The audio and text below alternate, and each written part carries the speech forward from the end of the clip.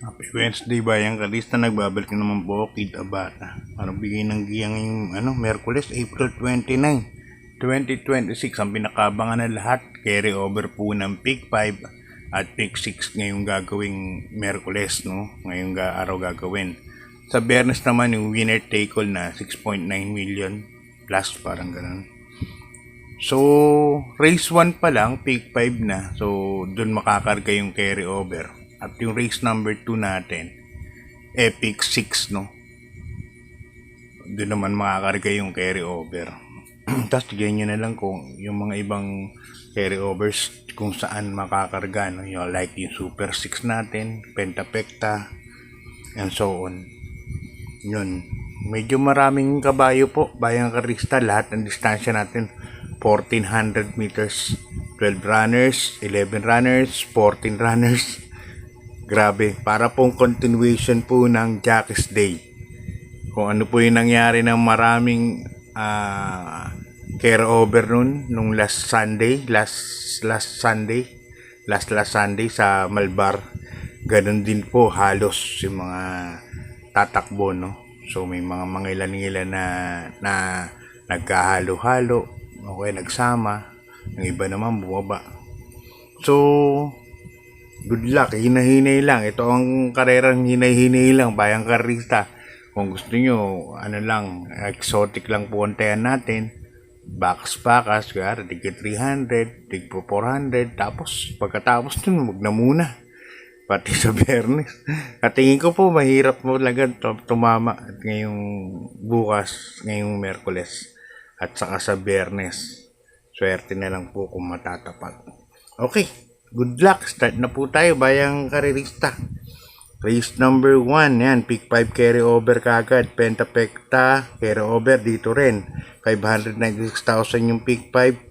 Ang Pentapecta natin, 20,854.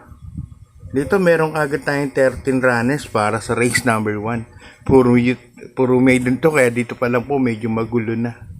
Kaya pili po tayo bayang karista. Actually wala pang pansolo sa karera ngayon. Grabe po ang lineup. First case ko number 9, hindi ko titigilan to. Fullness of Time, sasakay ni Daniel Camanyero. Yan, kalabitin lang dahil nga carry over. Malay nyo, race number 1 yan. Sa lohi ng connections yan, bigyan ang go signal. Tingin ko, malaki po ang panalo niyan. Numero 9, Fullness of Time, dyan po ako. Second choice ko, numero 4, Sterling Pounds. Third choice ko, numero G, Calling Dexter. Okay, good luck, bayang karista. Di pa tayo sa race number 2. And dito naman sa race number 2, ikakarga yung carry over ng pick 6. Amounting to 678,000 at Super 6 na 61,000 plus. Dito meron po tayong 11 runners, bayang karista, sa ikalawang karera natin. First case ko, kabayan ni Ma'am Renzel Torres, numero 8, Chiller, sa ni Ona Baldonido. Hindi ko medyo bumaba po ng laban to si Chiller. At maganda mga pa-premyo ngayon, sigurado. Regular price po nito of the day, siguro halos 200,000 neto sa horse owner, kaya maganda na po talaga. Second choice ko, numero 6, Tenacity, nasakay naman ni Pabs Cabalejo. Yan po ang second choice ko. Good luck, bayang karista. Lipat tayo sa race number 3. Ang race number 3 natin, accumulating base, class 4, 42 to 56 point split group. At dito meron tayong 12 runners, no? First case ko rito, number 7, Mahusayay, sa ni Jackie Pabs Cabalejo. For your information, wala nga pa si Alvin. Nahulog kay Amazing, mapahinga siguro yung mga 2 months. Hintayin natin pagbalik ni El Supremo. So, yan ang first case ko, Mahusayay. Second choice ko, numero 12, Queen Gabi, sa ni Pati Dilemma. At ang aking third choice dito, numero 2, Malabon King, sa naman ni Marty Tabor. Yan. Medyo magulo po ang lineup, 12 kabayo, 12 kabayo. Anything happens talaga pag ganito mga lineup, no? May mga nangyayaring di natin naasahan. So, good luck buying crystal. Lipat tayo sa race number 4. Isang rating base, class 5, 17 to 41 points split group. At dito meron tayong 11 runners bayang karerista.